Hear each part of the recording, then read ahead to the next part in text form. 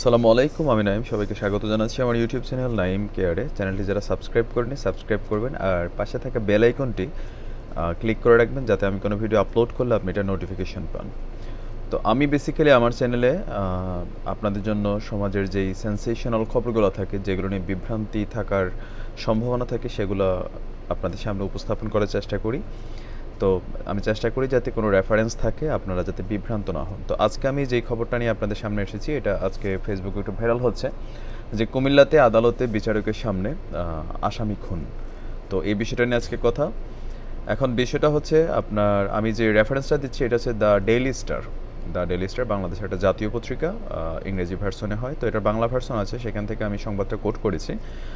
তো এই ঘটনাটা আসলে ফেসবুকে একটু অন্যভাবে ছড়ানো হচ্ছে, যে পুলিশ তাহলে কি করলো, বা আসামিরা ছুরি পেল কোথায়, বা বাদী কেন বিবাদীকে হত্যা করে ফেললো, সেটা সম্পর্কে একটু ভুল ধারণা খবরাখবর ছড়ানো হচ্ছে। তো প্রকৃত খবরটা হচ্ছে যে যেই ছেলেটা মারা গিয়েছে তিনি একজন আসামি ছিলেন, তার নাম হচ্ছে ফারুক, আর যিনি হত্যা করেছেন তার নাম হচ্ছে হাসান। তো ফারুক এবং হাসান দুইজন সম্পর্কে আসলে মামাতো এবং ফুফাতো ভাই। তারা দুজন মামাতো ফুফাতো ভাই, আর তারা দুইজনই একটা হত্যা মামলার আসামি, যারা দুইজন জামিনে ছিলেন। তারা কিন্তু পুলিশি হেফাজত থেকে আদালতে আসেন নাই। ফেসবুকে বা অনেকে এটা প্রচার করছেন যে পুলিশের হেফাজতে তারা ছুরি পাইলে পুলিশ সংযুক্ত। আসলে আমাদের একটা প্রবণতা হয়ে গেছে কি, যে কোথাও না কোথাও কোনো কারণে কিছু হইলে আমরা পুলিশকে দোষারোপ করি, তবে সবসময় না জেনে তথ্য দেওয়া ফেসবুকে আপনি এটা উচিত না। আপনি আইসিটি আইনে মামলা খাইতে পারেন, ঠিক আছে, কোনো গুজব ছড়ানোর জন্য। এটা খুবই সেন্সিটিভ ইস্যু, খেয়াল রাখতে হবে যে কোনো হত্যা মামলার বিষয়ে। তো ফারুক এবং হাসান এমনিতেই দুইজন একটা মার্ডার কেসের আসামি ছিলেন, যারা জামিনে মুক্ত ছিলেন। তো আজকে মানে হচ্ছে 15 জুলাই দুপুর 12টার দিকে কুমিল্লার অতিরিক্ত জেলা ও দায়রা জজে আদালত কক্ষে বিচারকের সামনেই তারা এই ঘটনা ঘটায়। বিচারক যিনি ছিলেন তিনি হচ্ছেন যে আপনার বিচারকের নাম হচ্ছেন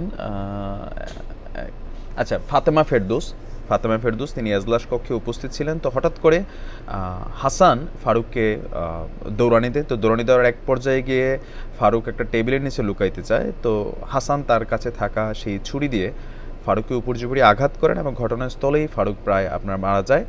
তো এই সম্পর্কে আসলে কুমিল্লা কোতোয়ালি থানার যিনি ভারপ্রাপ্ত তদন্ত কর্মকর্তা আছেন বা উপপরিদর্শক মোহাম্মদ সালাউদ্দিন জানিয়েছেন যে পুলিশ এটার ব্যাপারে আসলে তদন্ত করছে। আর পুলিশি হেফাজতে আসামিরা ছিল না, আসামিরা নিজ নিজ বাড়ি থেকেই হাজিরা দেওয়ার জন্য কোর্টে আজকে উপস্থিত হয়েছিল। তো হাসান যিনি ঘাতক এবং কি এক্স আসামি, দুজনই আসামি, তো যিনি আজকে আবার নতুন করে মার্ডার করছেন, তো এই হাসান তার সাথে বাড়ি থেকেই সে আসলে হাজিরা দেওয়ার সময় ছুরিটা নিয়ে আসে। এটা আদালত কক্ষে বা এজলাসে সে পুলিশি হেফাজতে ছিল না যে তার কাছে কেউ ওটা সাপ্লাই করছে। তো এই হচ্ছে অবস্থা। তো বর্তমানে নিহতের মরদেহ পুলিশের হেফাজতে আছে। তো যাই হোক, এই বিষয়টা আমি কেন আপনাদের সামনে আনলাম, যে কোনো কিছু হইলে আমরা আসলে গুজবটা বা রিউমার করার খুব ট্রাই করি, আর প্রশাসনকে আমরা নানানভাবে আপনার হেনস্থা করার চেষ্টা করি। তো কিছু কিছু বিষয় অনেকে খেয়াল রাখতে হবে, যারা ফেসবুক ইউজ করেন বা ইউটিউব ইউজ করেন। কোনো খবর আপনি যখন সোশ্যাল মিডিয়াতে ছড়াচ্ছেন, সেটার রেফারেন্স তথ্যসূত্র জানার পরেই আপনি এটা দিবেন। নয়তো দেখা গেছে যে আপনি গুজব ছড়ানোর কারণে বা প্রশাসনের কোনো কাজের বিরুদ্ধচারণ করার জন্য আপনার নামে আইনগত ব্যবস্থা নেওয়ার সুযোগ আছে। সো অনেকে না বুঝে এই কাজটা করি, পরে নানান ঝামেলায় পড়ি, একটু বোঝা উচিত। তো এটা নিয়ে আসলে তেমন কোনো সেন্সেশনাল ওইরকম কোনো খবর নেই। তো যাই হোক, ব্যাপারটা খুব সিম্পল ছিল। ফারুক এবং হাসান এক্স মার্ডার কেসের আসামি। আর যারা মার্ডার করে সবসময় ভাই এটা নিয়মই, আপনি যখন কাউকে হত্যা করবেন তো আপনার মৃত্যু এরকম রাস্তাঘাটেই হবে। তারা দুজন হয়তো ডকুমেন্টসের অভাবে, জানি না, তারা ওই মামলার প্রমাণিত যেহেতু হয় না, জামিনে যেহেতু ছিল, তো তার মানে হয়তো অরিজিনালি তারা মার্ডার কেসের আসামি হইতেও পারে, নয়তো প্রকাশ্যে বিচারকের সামনে যখন এটা করতে পারে, তো তারা আসলে হয়তো এক্স যে মার্ডার কেস আছে সেটা হয়তো তারাই সংগঠিত করেছিল। তো যাই হোক, সবাই ভালো থাকবেন, সুস্থ থাকবেন, আর যাওয়ার আগে আমার চ্যানেলটা সাবস্ক্রাইব করে দিবেন, আর পাশে থাকা বেল আইকনটি ক্লিক করবেন। আর যারা আমার সাথে ফেসবুকে কানেক্ট নেই, আমাকে ফেসবুকে অনেকে খোঁজেন, আমার ফেসবুক আইডির নাম হচ্ছে নাইম ইলি, NAYEEM স্পেস ELLI। আর আরেকটা হচ্ছে আমার ফেসবুকটা পেজ আছে Naim Korea, NAYEEM space KOREA।